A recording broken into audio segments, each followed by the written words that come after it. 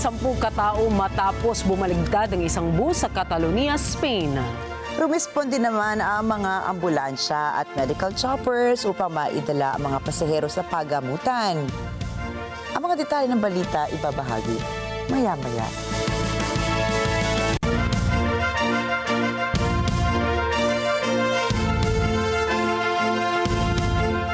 Magandang gabi, ako po si Ricky Mathay. Ako si Nina Richie Alagaw Flores, ito ang mata ng Agila International. Para naman sa mga headlines ngayong araw ng Lunes. Senator Tito Soto pinalitan si Senator CHIZ ESCUDERO bilang President ng 20th Congress ng Senado. Discaya pinangalanan ng mga opisyal ng gobyernong sangkot umano sa mga ghost projects.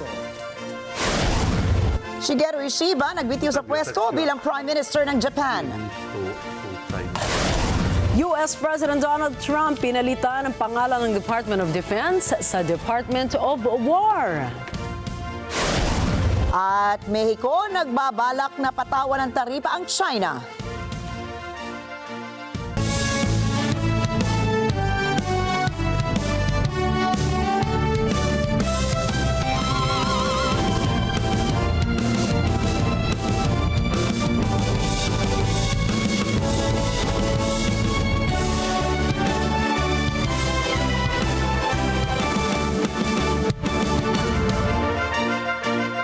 Pinalitan ni Senator Vicente Soto III bilang Senate President si Senator Francis CHIZ ESCUDERO. Ito'y bunsod ng motion ni Senator Juan Miguel Zubiri na sibakin sa posisyon si ESCUDERO at ibalik si Soto sa pwesto. Nakakuha si Soto ng 15 boto at agad na nanumpa matapos ihayag na panalo. Please raise your right hand and repeat after me. I, please state your name. I, Vicente C. Soto III, Having been elected to the position of Senate President, having been elected to the position of Senate President, do hereby solemnly swear do hereby solemnly swear that I will well and faithfully discharge, that I will well and faithfully discharge, to the best of my ability, to the best of my ability, the duties of my present position the duties of my present position, and of all others I may hereafter hold, and of all others I may hereafter hold. Ani ESCUDERO naman, wala itong sama ng loob sa mga kapwa senador at susuportahan ang muling pamumuno ni Soto. I serve at the pleasure, Mr. President, of the majority, and understand and respect the decision of the majority of my colleagues. I hold no grudges. I hold no ill feelings. I congratulate Senator Vicente Tito Soto III on his election as Senate President, and I wish you well, Mr. Senate President. Nandito lamang po ako bilang ordinaryong miyembro para pagsilbihan at paglingkuran kayo sa anumang kapasidad na pwede at kaya ko bilang bahagi ng Senado. Kasunod nito na pagbotohan din ng panibagong Senate President pro tempore kung saan nanalo si Senator Ping Lacson naman ang nanalong papalit kay Senador Jinggoy Estrada. Nakaharap na ni Pangulong Ferdinand Marcos Jr. si Cambodian Prime Minister Hun Manet, gayon din si Acting Head of State and Senate President Hun Sen sa kanyang state visit sa nasabing bansa. Mainit na sinalubong ng mga Pinoy at Cambodian officials sina PBBM at First Lady Liza Araneta Marcos sa Phnom Penh International Airport. Layo ng 3-day state visit ni Marcos na mapagtibay ang bilateral relations ng Cambodia at Pilipinas sa imbitasyon ni King Narodom Shimoni. Samantala, sa meet and greet kagabi sa Filipino community sa Phnom Penh, kinamusta ni PBBM ang mahigit 500 Pilipinong nagtatrabaho sa Cambodia. Iniutos din ng Pangulo ang pagtatayo ng Migrant Workers Office sa Cambodia na layong pangalagaan ang karapatan at kapakanan ng mga overseas Filipino workers bilang pagkilala sa malaking kontribusyon ng mga Pinoy. Sinaksihan din ni na PBBM, Prime Minister Hun Manet at Senate President Hun Sen ang paglagda sa 3 kasunduang may kaugnayan sa transnational crime, higher education at air services.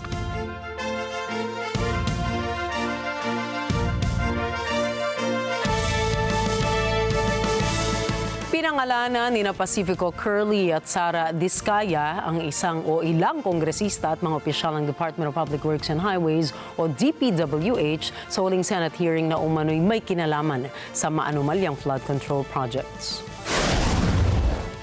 Inamin ni Curly sa Blue Ribbon Committee na umano'y nag-aabot sila ng 10% hanggang 25% ng kontrata bilang proteksyon sa patuloy na pagpapatupad nito. Ding mga kinatawa ng ilang politiko na nakikipagtakbo sa amin upang manghingi ng porsyento kapalit ng mga porsyento ng mga proyekto. Ang mga porsyentong ito ay 25% ay ipinipilit sa amin bilang karaniwang kalakaran na wala akong kakainang tanggihan. Binanggit ni Curly ang 17 congressmen at 8 DPWH officials na umano'y kasangkot sa pangungurakot. Sinabi rin niya na ilan sa mga opisyales ay madalas na banggitin ang pangalan ni Ako Bicol Party List Representative Zaldico. Kabilang si Quezon City 4th District Representative Marvin Rillo na ayon kay Curly ilang beses nitong binabanggit ang pangalan ni Speaker Martin Romualdez bilang kanyang malapit na kaibigan. Naglabas naman ng pahayag ang ilan sa mga nabanggit na kinatawan ay tinanggi ang lahat ng alegasyon ng mag-asawang Discaya. Ipinahayag nila ang kanilang pagkadismaya sa mga naturang alegasyon ng mag-asawa na sinasabing mayroon silang mga proyektong isinagawa sa kani-kanilang mga lugar.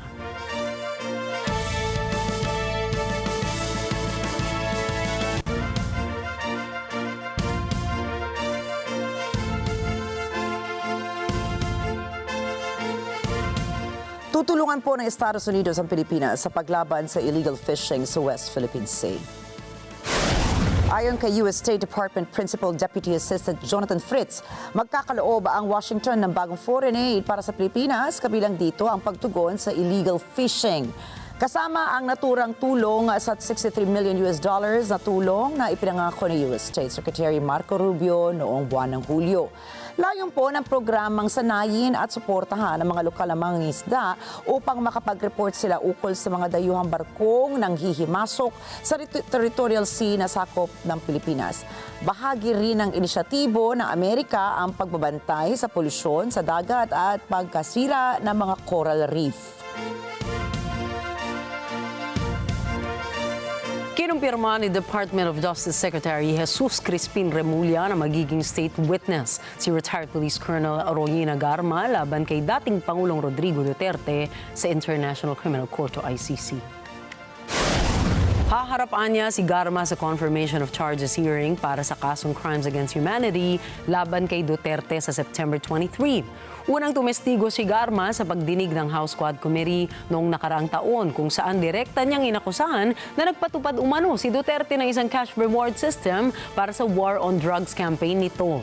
Sinabi niya pa na inutusan umano siya ng dating Pangulo na humarap o humanap ng mga opisyal na magpapatupad ng Davao model sa kampanya laban sa illegal na droga. I think she has agreed to be a witness, according to Senator Sally Trillanes, because I've been working with Senator Trillanes because we have no real official relationship with the ICC except for the fact that we protect the witnesses who are here. Nilinaw naman ni Remulla na walang pakikipag-ugnayan ng Pilipinas sa ICC pero tungkulin anya ng gobyerno na protektahan ang mga testigo na narito sa bansa na subject ng request ng ICC.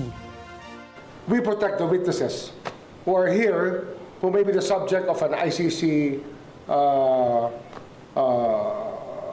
request, because we have to protect our witnesses. And these people, the complainants are from here, the witnesses are from here.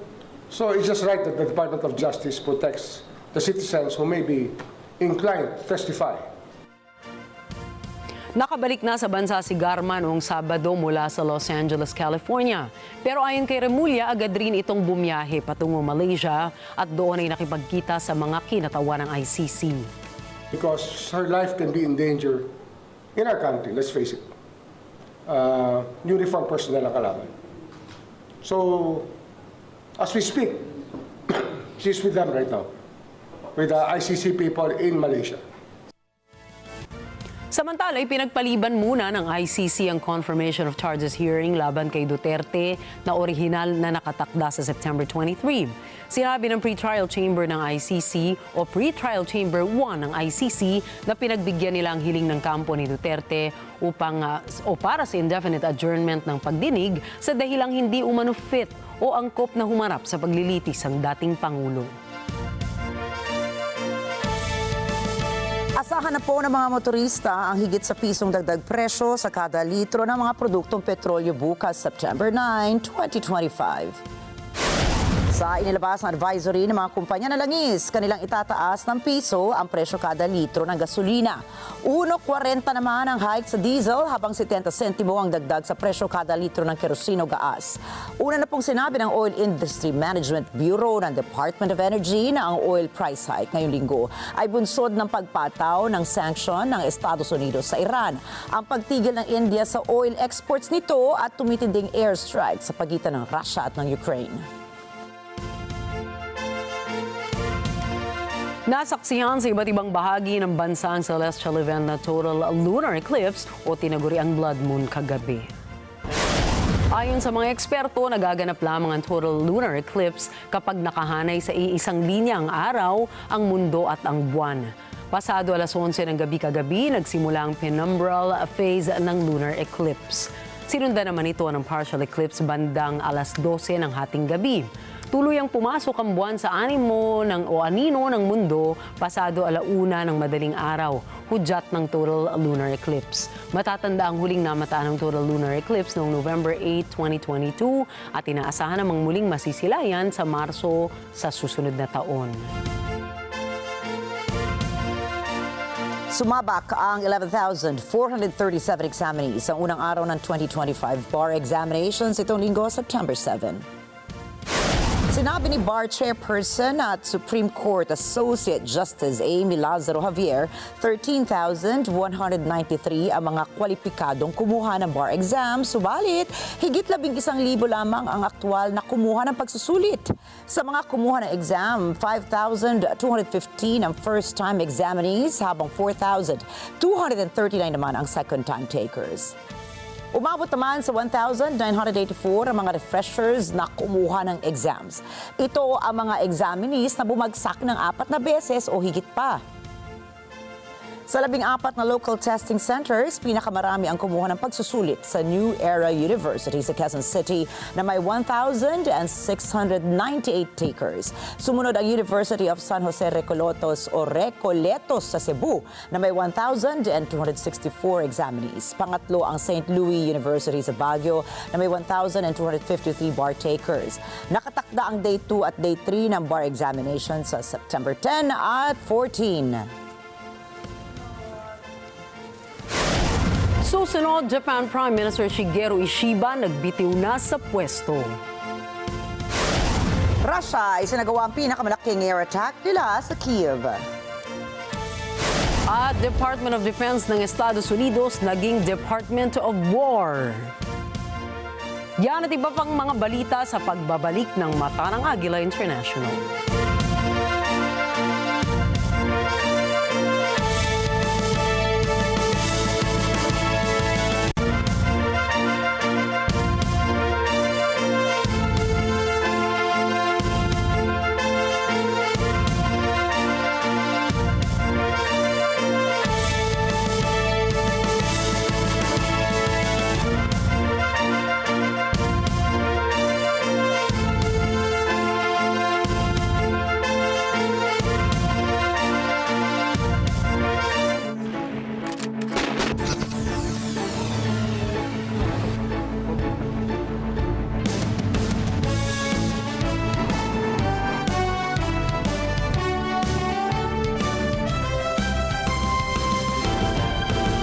Usapan, alin ba ang dapat paniwalaan? Magandang umaga, Pilipinas!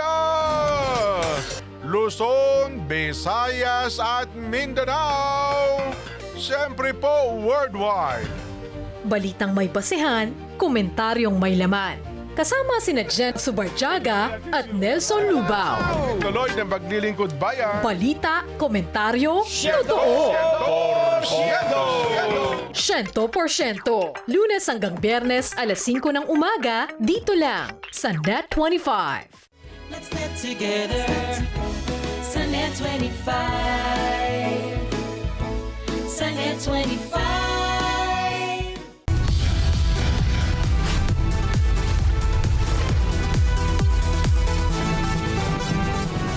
Sa kasulukuyang henerasyon, marami na ang nag-viral. Dahil po yan sa kanilang ginagawang pagtulong sa kapwa.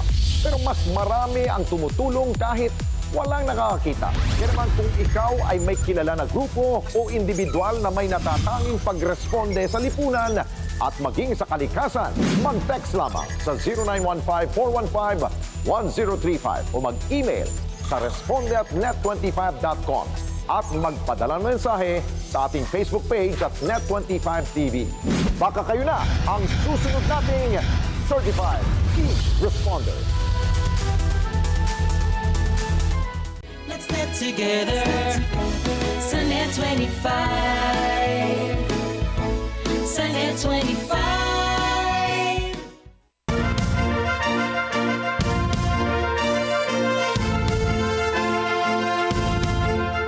Nagbitiw na sa pwesto si Japan Prime Minister Shigeru ISHIBA upang pigilan ang pagkakawatak-watak ng kanyang partido.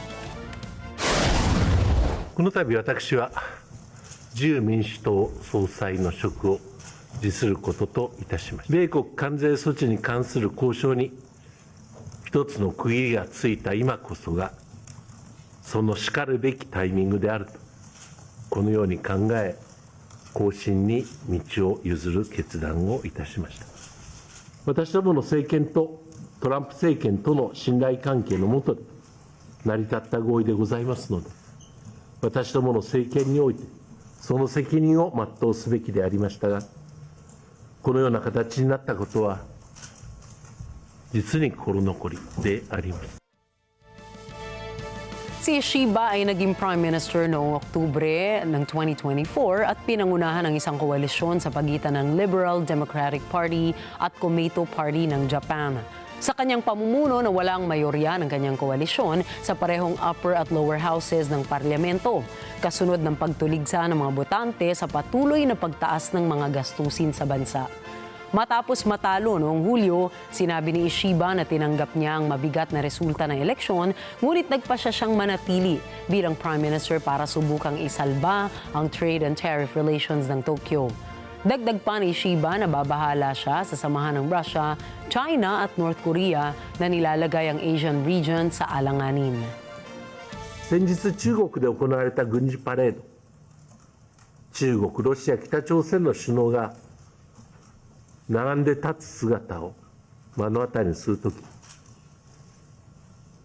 今後さらに厳しい安全保障環境になる、その危惧を禁じ得ません。 Samantala, magbobotohan ang mga miyembro ng LDP upang magdesisyon kung maghahanda ng isang extraordinary leadership election. Dahil sa mga agam-agam sa political uncertainty, humina ang salapi ng Japan na nagresulta sa pagbebenta ng Japanese government bonds.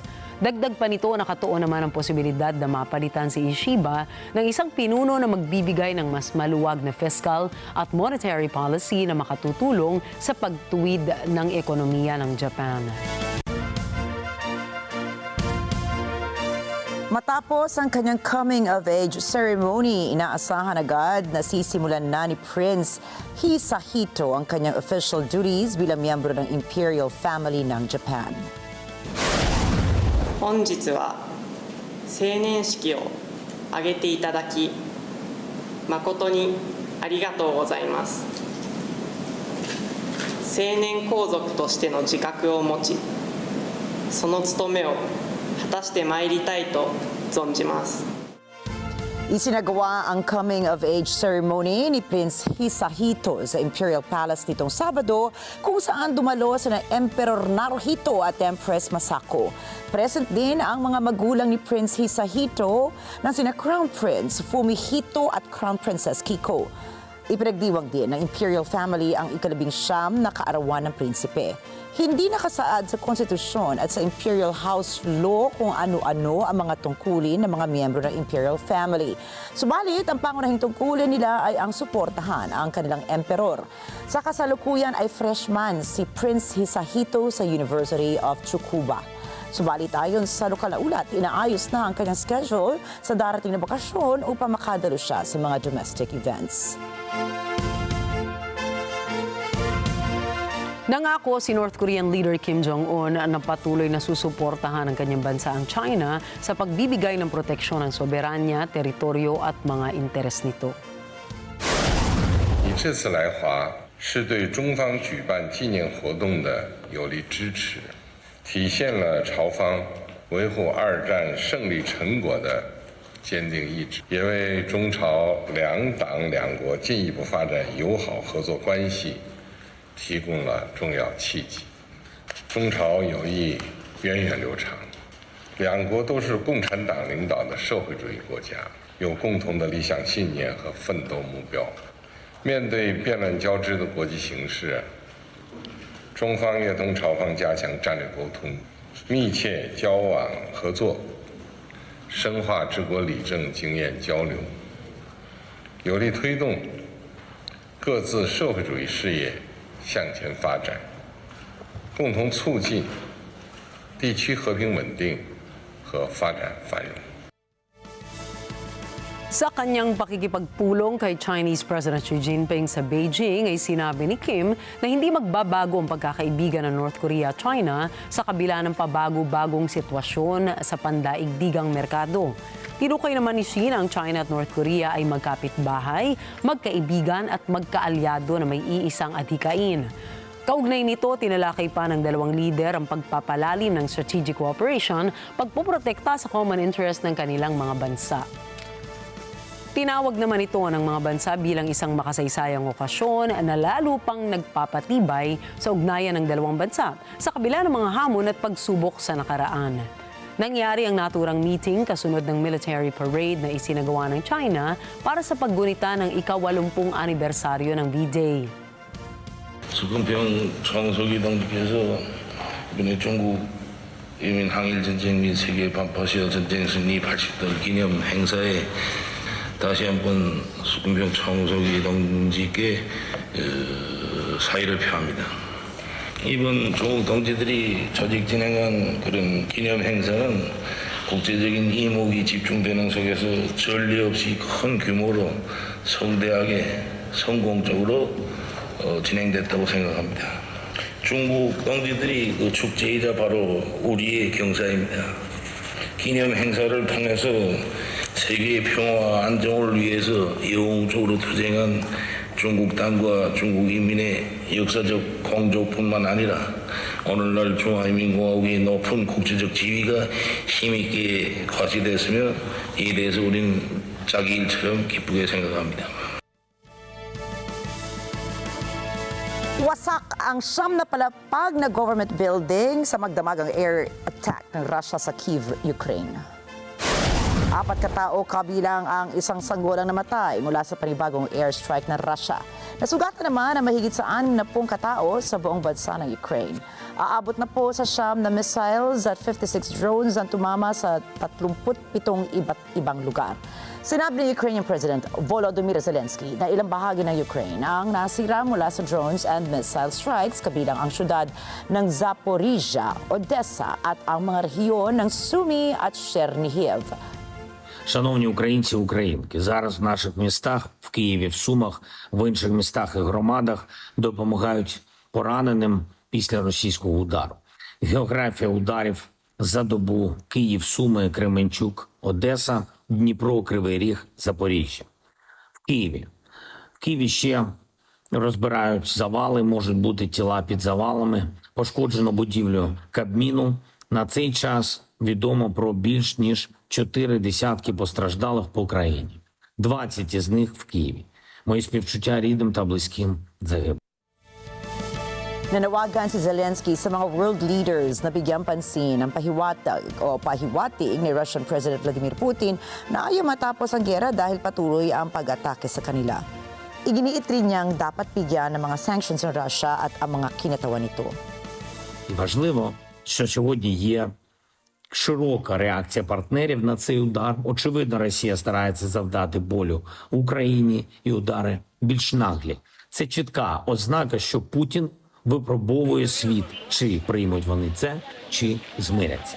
Тому важливо, щоб заяви лідерів держав, інституцій були продовжені сильними діями, санкціями проти Росії, проти пов'язаних з Росією осіб та сильними тарифами та іншими обмеженнями на торгівлю з Росією. Їхні втрати повинні відчуватися. І саме це переконує. А також наша далекобійність. Путін не хоче переговорів, явно ховається від них. Тож дефіцит бензину в Росії та інші економічні негаразди – логічна відповідь на російські відмови йти на припинення вогню, на зустріч лідерів. Nakatakda ng patalsikin sa pwesto si French Prime Minister François Bayrou sa pagsasagawa ng confidence vote ng French Parliament ngayong araw. Kapag tuluyang umalis sa pwesto si Bayrou, ito na ang pangalawang government collapse ng bansa sa loob ng isang taon. Kasunod ang pagkakasibak sa dating Prime Minister na si Michel Barnier matapos itong makatanggap ng no confidence vote. Nawala ng internet connection ang ilang bansa sa Asia at Middle East. Dulot po yan ang subsea cable outage sa Red Sea. Apektado ng internet outage ang ilang bahagi ng mga bansang India, bansang Pakistan at United Arab Emirates. Ayon sa Internet Monitoring Group na MetBlocks, nakitaan nila ng failures ang ilang cable system malapit sa Jeddah, Saudi Arabia, subalit hindi pa nila tukoy ang sanhi ng pangyayaring ito. Naniniwala si U.S. Secretary of State Marco Rubio na malaking problema sa mga bansa ang pagkilala nila sa Palestine bilang isang estado. Sinabi niya ito matapos makipagkita kay Ecuadorian President Daniel Noboa, gayon din sa kanyang Ecuadorian counterpart. Look, we told all these countries, we told them all. We said, if you guys do this recognition stuff, it's all fake, it's not even real. If you do it, you're going to create big problems. There's going to be a response from Israel. You're going to make it harder to get a ceasefire, and it may even trigger these sorts of actions that you've seen, or at least these attempts at these actions. Nauna nang nagpahayag ng kanilang suporta sa statehood ng Palestine ang mga bansang Britain, France, Canada, Australia at kamakailan ay Belgium bilang pagbibigay ng pressure sa Israel dahil sa patuloy nitong pagsakop sa mga natitirang bahagi ng Gaza. Nangangamba si US President Donald Trump sa posibilidad na maraming natitirang bihag sa Gaza ang posibleng binawian na ng buhay. We're in very deep negotiation with Hamas. We said let them all out right now, let them all out, and much better things will happen for them. But if you don't let them all out, it's going to be a tough situation. It's going to be nasty. That's my opinion. Israel's choice, but that's my opinion. They got to let them out. You got 20 plus, you have about 38 dead people. Young, beautiful, dead people. Sa panayam sa US President sa kanyang Oval Office, sinabi niyang maaaring ilan sa mga bihag ay nasawi kamakailan lamang base sa kanyang mga napag-alaman. Anya, nasa 38 bihag ang pinangangambahang nasawi na mga bata pa at magagandang individual. Ginawa po ni Trump ang pahayag sa gitna ng planong panibagong opensiba ng Israel sa Gaza City. Sa kabila naman ito, patuloy niya ang malalimang pakikipagnegosasyon ng Amerika sa Hamas. Sinabihan din ni Trump ang Hamas na pakawalan na ang lahat ng mga bihag. Nagbabala ang US President na kung hindi palalayain ang mga bihag ay magiging mahirap at hindi ka nais-nais ang magiging sitwasyon. I think we're going to have a deal on Gaza very soon. It's a hell of a problem. Again, it's a problem we want to solve for the Middle East, for Israel, for everybody. But it's a problem we're going to get done. So they have hostages. It could be a little bit less than 20 because some, they tend to die. Dumanas ng sunod-sunod na mga pag-atake ang Gaza Strip, bungsod pa rin ang full occupation plan ng Israel na lalo pang tumitindi ang opensiba. Pinuntirya ng Israel ang ilang mga gusali sa urban area ng Gaza, kabilang na ang Mushtaha Tower, Al Roya Building, maging ang Al Jazeera Club nitong nagdaang mga araw. Base sa reports, aabot na sa 50 ang kabuuang mga nasirang gusali, dulot ng tuloy-tuloy na mga pag-atake. Tinatansyang nasa 40 ang nasawi bunsod ng mga isinagawang pag-atake. قتلوا منا كثير وهربنا من الموت إلى الموت ففوجئنا احنا نايمين كلنا في خيمه واحده، انا ونسايبي، ابني وزوجته وبنات ابني تنتين ونسايبي، عائله كامله. فاذا الساعه 1 في الليل قام الاحتلال بضربه عشوائيه على خيمه مجاوره لنا، راح في هذه الضربه زوجة ابني وحفيدتي وحما. Ayon naman sa Israel, kanilang isinagawa ang mga pag-atake dahil ito ay gamit na kuta ng militanteng grupong Hamas, ngunit walang pinakitang mga ebidensya ukol dito. Mari naman itong itinanggi ng Hamas. Aabot na sa 64,000 ang bilang ng mga nasawing Palestinians sa sagupaan ng Israel at Hamas.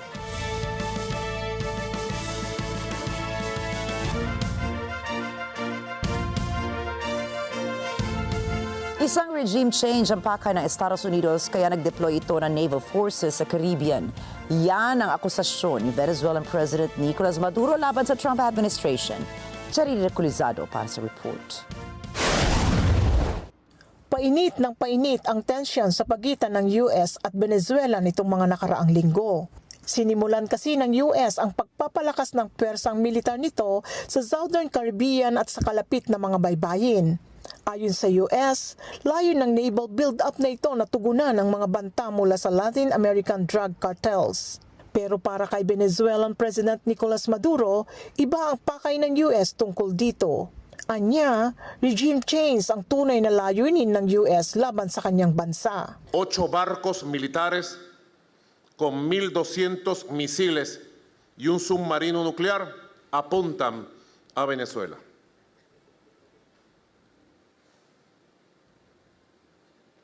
Es una amenaza extravagante, injustificable, inmoral y absolutamente criminal, sangrienta. Absolutamente criminal. Ellos han querido avanzar hacia lo que llaman la máxima presión, en este caso es militar. Y ante la máxima presión militar, nosotros hemos declarado la máxima preparación para la defensa de Venezuela. Nagbabala si Maduro na nais mantsahan ng US State Secretary ang mga kamay ni Pangulong Donald Trump. Mr. President, Donald Trump, usted tiene que cuidarse porque Marco Rubio quiere manchar sus manos de sangre. Con sangre suramericana, caribeña, con sangre venezolana. Lo quieren llevar a un baño de sangre y que su apellido, Trump, se manche de sangre por los siglos de los siglos, con una masacre contra el pueblo de Venezuela, con una guerra terrible contra Suramérica y el Caribe, porque esto sería una guerra completa en todo el continente. Le quieren manchar las manos de sangre a Donald Trump.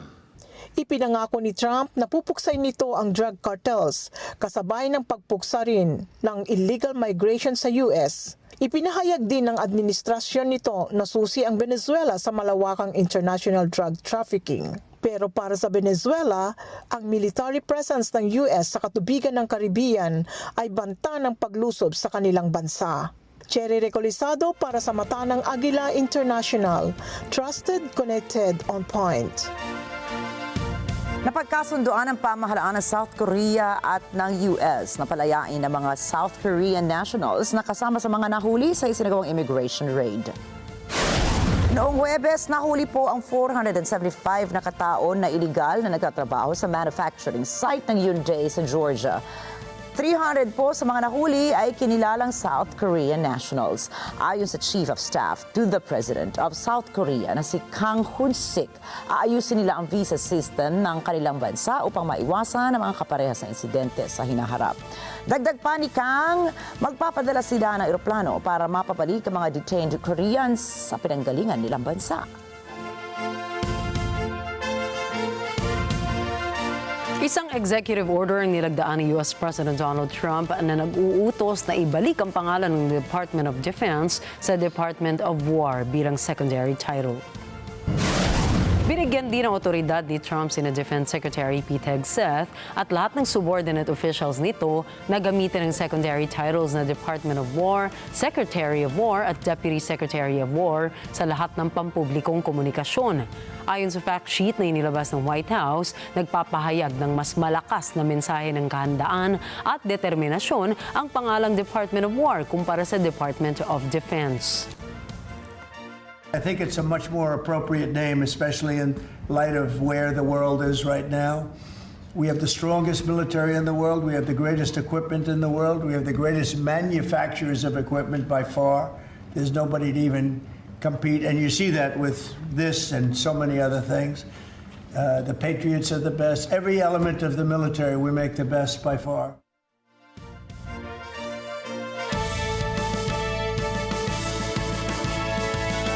Nasawi naman ang 6 na katao habang nasa 100 ang sugatan sa isang pamamaril sa Jerusalem. Nakita sa isang dashcam footage ang pagtakbo ng mga sibilyan palayo sa pinangyarihan ng shooting na naganap sa isang bus stop. Hinala ng mga otoridad, ito ay isang terrorist attack base na rin sa mga saksi na kapwa Palestinians ang 2 gunmen.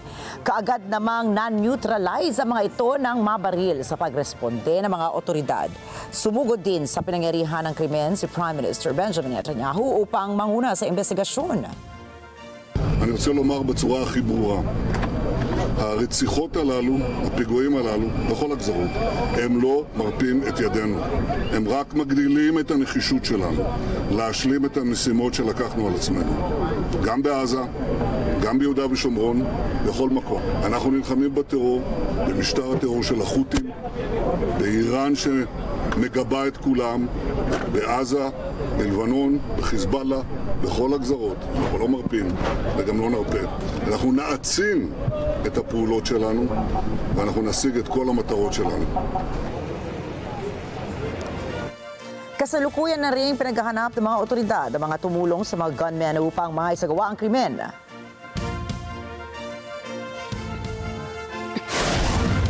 Susunod, bus crash sa Spain, 10 sugatan.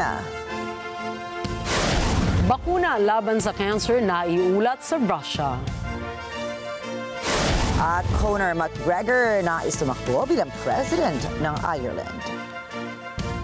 Mga detalye po ng mga balita niyan at iba pa mga balita sa pagbabalik pa rin ng Mata ng Agila International.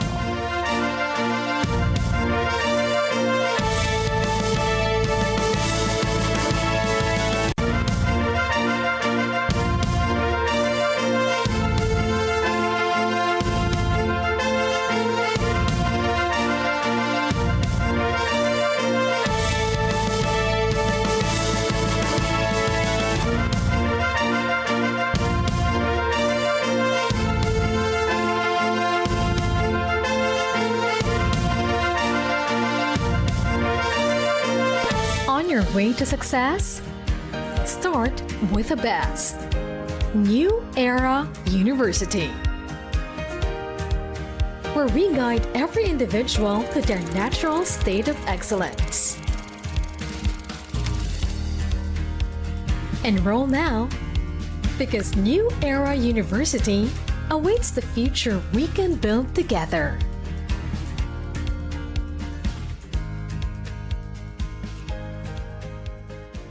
Dahil walang hinto ang balita. Financial straits. Mata ng Agila Weekend tuwing Sabado, alas 4 ng hapon. Ito ang Net 25. Matatag, matapag, matapak. Let's get together sa Net 25. Sa Net 25. Matapang at mapanuring komentaryo. 70 to 80% of our Congress is political dynasty. So paano naman yan magkakaroon ng checks and balance? Ikaw yung congressman, yung asawa mo yung mayor. Balita at impormasyon, detalyado at makabuluhan. Hihimayin para sa mas malalim na talakayan. Samahan ng mga batikang komentarista. Ali Soto. This is for him to have his day in court, di ba, Senator? Alam mo naman yan, nag-aral ka din ng batas. At Pat Pidaza. Yung mga ganitong pagsasalita ng China, yan ba dapat ikabahala natin? Dapat ba natin ikatakutan? ASPN. Ano sa palagay nyo? Lunes hanggang Biyernes, alas 8 hanggang alas 10 ng umaga sa Net 25.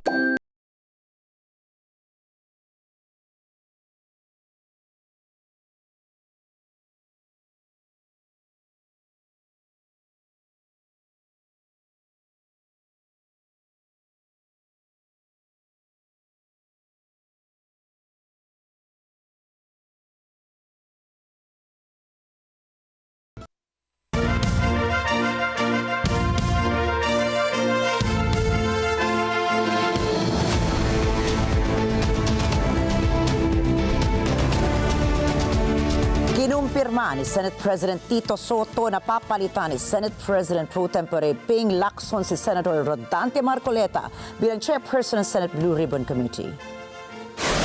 Nangyari ito ilang oras lamang matapos maihalal si Soto bilang kapalit ni CHIZ ESCUDERO sa pagka-Senate President. Kasalukuyang inatasan ng Senate Blue Ribbon Committee na imbestigahan ang maanumalyang flood control project sa Pilipinas. Samantala, naglabas ng nationwide flood alert ang Office of the National Water Resources o ONWR ng Thailand matapos maiulat na umabot na sa maximum capacity ang ilang malalaking reservoirs sa nasabing bansa. Siyam na major reservoirs sa northern, northeastern at eastern region ang nasa ilalim ng special surveillance. Pinayuhan naman ng ONWR ang mga residente sa mga at-risk areas na mag-antabay para sa mga anunsyo ng otoridad upang makapaghanda sa posibilidad ng pagbaha. Nahatulan ng minimum of 33 years in prison na sentensya para kay Australia mushroom murderer Erin Patterson. The total effective sentence is life imprisonment, and I fix a non-parole period of 33 years. Matatanda ang arestado si Patterson matapos pakainin ng nakalalaso na kabutin na inilagay sa beef Wellington para sa kanyang mga kapamilya. Nagpasalamat naman ang survivor ng panlalaso ni Patterson sa kapulisan na lumutas ng kaso at sa presiding judge na nagbigay ng hatol. We're thankful that when things go wrong, there are good people and services and systems available to help us recover. That's all I wish to say for now. Please respect our privacy as we continue to grieve and heal. Thank you for listening. I hope you all have a great day. Tinatansyang makalalabas si Patterson sa bilangguan sa edad na 81.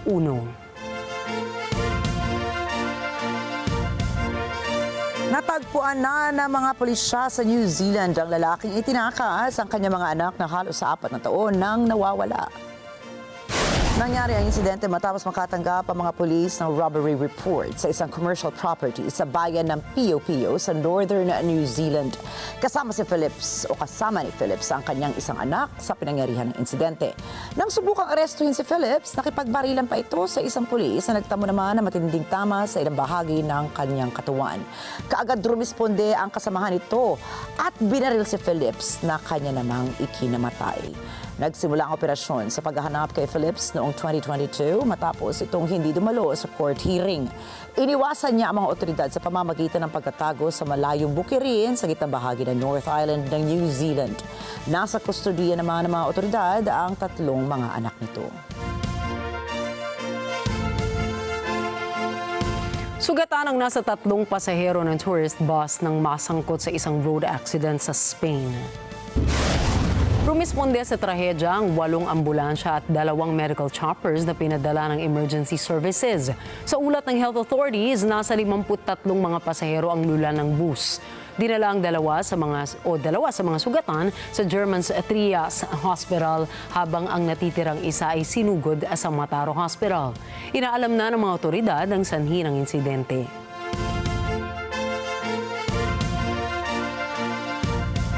Libo-libong mga residente sa Washington, D.C. ang nagprotesta para tapusin na ang military deployment ni U.S. President Donald Trump sa kanilang lugar.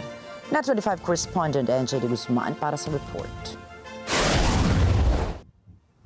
Nagmarcha sa mga kalye ng Washington, D.C. ang mga residente nito at mga kalapit lungsod laban sa deployment ng National Guard troops sa kabisera. tinawag ang protest march na We Are All DC. Kasama sa mga demostrador ang undocumented immigrants at mga taga-suporta ng Palestinian statehood. Hawak nila ang mga karatula nagsasabing, Trump must go now, free DC at resist tyranny. Para kay DC resident at immigrant social worker Donna Garazzi, hindi kailangan ng lungsod ang military intervention.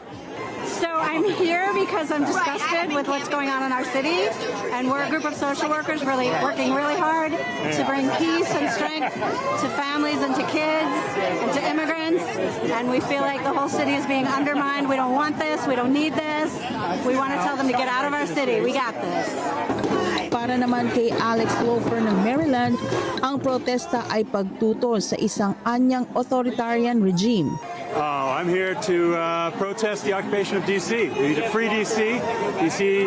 needs to be a state, needs to be the 51st state here in the Union. Today is free D.C. Today is we're opposing the authoritarian regime, and we need to get the federal police and the National Guard off our streets. Takot naman ng kanyang mga estudyante ang nagtulak kay public school teacher Sarah Mintz na sumali sa protesta. I'm a DC resident, I'm a DCPS teacher. I'm seeing the effects on my community. My students are terrified to come to school. My students' families are afraid to leave their house because of ICE. And nobody should have to live like this. DC does not want this, and it's time for the police occupation to end. Hinala naman ni DC resident KC na ang military presence sa DC ay panubok na operasyon para sa iba pang mga lungsod. I feel like they're testing with DC, and then if people tolerate it enough, then they're going to do it to more and more areas. So we have to stop it while we still can before they start expanding to more and more areas. Ayon kay Pangulong Trump, kinakailangan mag-deploy ng National Guard troops dito sa DC para ibalik sa kabisera ang law, order at public safety.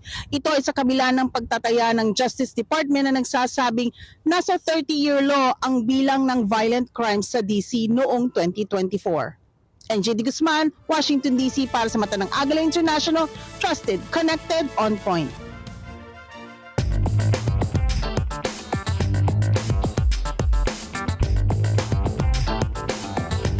Balak ng Mexico na patawan ng taripa ang mga produkto mula sa mga bansang walang trade agreement rito.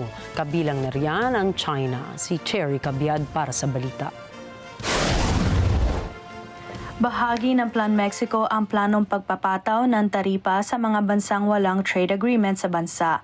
Yan ang pahayag ni Pangulong Claudia Sheinbaum tungkol sa inisyatibo ng kanyang administrasyon para palakasin ang Mexican domestic industry. Sí estamos considerando poner, pero como parte del Plan México que planteamos desde que entramos al gobierno, algunos impuestos arancelarios con los países con los que no tenemos tratado comercial. Entre ellos también se encuentra China, pero no es el único país. Kasama sa mga bansang ito ang China. Ang pagsusulong ng Plan Mexico ay sa gitna ng US tariffs sa mga produkto naman ng Mexico papasok ng Amerika. Hindi binanggit ni Sheinbaum kung alin-aling produkto o sektor ang maaaring maapektuhan. Ang Mexico ay bahagi ng United States-Mexico-Canada Trade Agreement na pumalit sa North American Free Trade Agreement noong 2020. Batay sa kasunduan, kailangan magkaroon ng joint review ang tatlong bansa pagkatapos ng 6 na taon. Cherry Cabiad para sa mata ng Agila International, trusted, connected, on point. Higit 400 mga empleyado ng Meta Plant ng Hyundai Motor Group malapit sa Savannah, Georgia, USA ang ikinulong matapos ang isang immigration raid doon. Nahinto ang operasyon ng planta dahil sa naturang raid. Si Net 25 correspondent Philip Toledo ng ating Atlanta Bureau para sa report. 450 employees of Hyundai Motor Group Meta Plant in Elabel, Georgia have been detained after a judicially authorized immigration raid there Thursday. Multiple U.S. agencies led by Immigration and Customs Enforcement and DHS executed the operation. Police helicopters and Georgia State Patrol units were seen around the EV battery complex. Officials described the raid as part of an investigation into unlawful employment practices. On Friday, South Korea's government urged U.S. authorities to ensure the rights of its citizens. It asked for the uninterrupted economic activities of Korean firms investing in the U.S.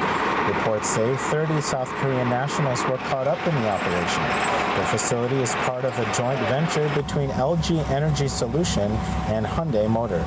It has been slated to begin production by the end of the year. The project is described as the single largest investment in Georgia's history. No known charges have been disclosed, and the companies and contractors under investigation have yet to be identified. The DHS says that the operation was judicially authorized and remains ongoing. Philip Toledo for Mata ng Agila International, trusted, connected, on point.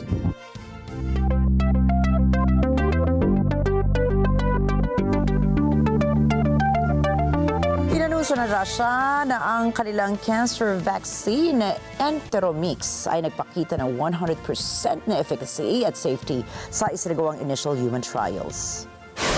Ayon sa inisyal na clinical trial ng Russian National Medical Research Radiological Center, lumabas na ligtas at walang nagbungang kondisyon mula sa 48 pasyente na may colorectal cancer. Napag-alaman rin na may kakayahan rin ito na palitan ang tumor sa loob ng katawan ng walang kahit anong side effects. Sa kabila naman ng matagumpay na trials, patuloy pa rin ang pag-aaral para rito upang matiyak ang tunay na bisa at kaligtasan ng bakuna. Sa pahayag ng mga eksperto, maaaring maging revolusyonaryo ang pag-aaral nito na makatutulong sa mga mas epektibong paggamot laban sa cancer. Napabalita ang pagbabawal ng Turkiya sa mga social media apps katulad ng X, WhatsApp, YouTube at Facebook matapos ang isang opposition protest sa Istanbul. Ayon sa Freedom of Expression Association, kagabi lamang nang magsimula ang restriction sa pag-access sa mga nasabing apps. Base sa mga ulat, madalas nang ginagawa ng gobyerno ng Turkiya ang pag-restrict sa social media apps, lalo na kung may kaugnayan sa trahedya, pag-atake, pambobomba at kaguluhan sa gobyerno. Wala namang komento ang Access Providers Union na siyang responsable sa pag-block ng access sa mga apps na ito. Ayon sa 2020 social media law ng Turkiye, may karapatan ng mga telecommunications company na mag-block ng access ng users ito sa mga social media apps sa loob lamang ng 24 oras. Ang mga extension dito ay kailangan na ng approval ng korte.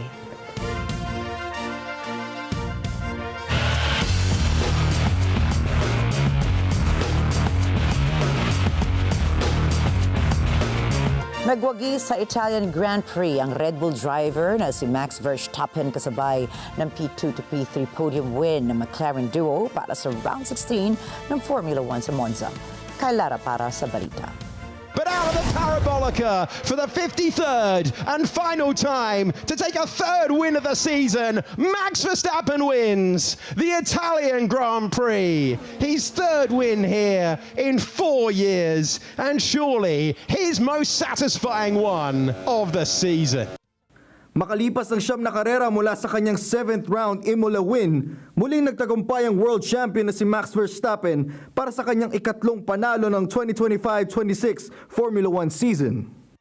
Nadepensahan ni Max ang kanyang pangunguna sa karera laban sa mga pagsubok mula sa papaya drivers na sila Lando Norris at Oscar Piastri. Sa nakamit niyang fastest qualifying at lap times, talaga namang masaya ang kampyon sa kanyang outstanding performance on the track na masasabing he was flying in Monza. Inuwi naman ni Lando Norris at Oscar Piastri ang kanilang P2, P3 podium win matapos ng kanilang kapanapanabik na bakbakan sa karera. Abangan sa susunod na linggo ang Round 17 Azerbaijan Grand Prix ng Formula 1 na gaganapin sa Baku City Circuit. Kay Lara para sa sports ng Mata ng Agila International. Trusted, connected, on point. Muling umukit ng kasaysayan sa mundo ng sports ang Pinay tennis star na si Alex Ayala matapos masungkit ang kanyang kauna-unahang WTA title.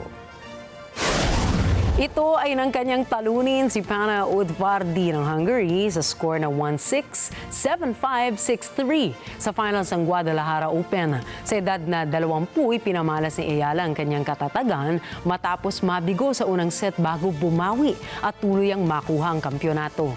Bagong makasaysayang tagumpay, muntik na niyang masungkit ang korona sa Eastbourne Open sa Great Britain, ngunit natalo siya sa finals kay Maya Joint. Ang panalo sa Guadalajara ay dagdag sa lumalaking koleksyon ng kanyang mga titulo, kabilang ang 5 singles titles sa International Tennis Federation. Kasunod o sunod na lalaban si Alex sa Sao Paulo, Brazil para sa SP Open sa Brazil. Ang SP Open ay isang WTA 250 event na bahagi ng official WTA Tour. Nagwagi ang Belarusian defending champion na si Aryna Sabalenka para sa kanyang pangalawang sunod-sunod na US Open title laban kay American World number 4, Amanda Anisimova. Matapos ginawa makasaysayan ni Spanish World number 1, Carlos Alcaraz ang kanyang tagumpay, laban naman kay defending Italian champion Yannick Sinner sa Arthur Ashe Stadium. Nakuha ni Alcaraz ang kanyang ika-6 na Grand Slam at ikalawang US Open title na men's singles tournament. Natapos ang kanilang magiting na laban sa final scores na 6-2, 3-6, 6-1 at 6-4. Sa kabila ng pagkatalo, nagpasalamat naman si Sinner at nagpakita ng tunay na sportsmanship sa kanyang karibal sa torneo. Pinuri niya si Alcaraz sa kanyang unpredictability on the court na nagsilbing pangaral para sa kanyang susunod na mga laban. I'm seeing you more than my family, so it's Jesus. So it's great to share the court, to share the locker rooms, to share everything with you, watching you improve every day, working really hard with your team, really great people around. So I just congratulations for everything you're doing and the great performance during the whole week. Inanunsyo ni dating UFC champion Conor McGregor ang kanyang pagtakbo bilang presidente ng Ireland. Nagtalumpati ito sa harap ng government building sa Dublin kung saan mariing tinuligsa ang kasalukuyang pamahalaan dahil sa umano'y pagtaas ng child homelessness at krisis sa seguridad. Good morning, citizens of Ireland. I'm here today outside the office of the Taoiseach and Taoiseach, where we are over 200 days into the formation of current government. In these times, this government has cost us our peace of mind, our security, our hope for the future, and the general well-being of Irish citizens nationwide has decreased dramatically, whereby we have seen the homelessness of Irish children risen to levels unprecedented, proving this government's refusal to abide by and respect our proclamation, and where all children of Ireland are to be cherished. Instead, our children abandoned. Ayon sa batas, kailangan ni McGregor na makakuha ng endorsement mula sa 20 miyembro ng parlamento o mula sa 4 na lokal na konseho bago ang deadline na September 24 upang mapabilang sa presidential ballot. Ayon naman sa mga political analysts, ang kanyang presidential bid ay maaaring hindi talaga upang manalo, kundi upang palakasin ang imahe niya bilang isang outsider o bilang people's champion.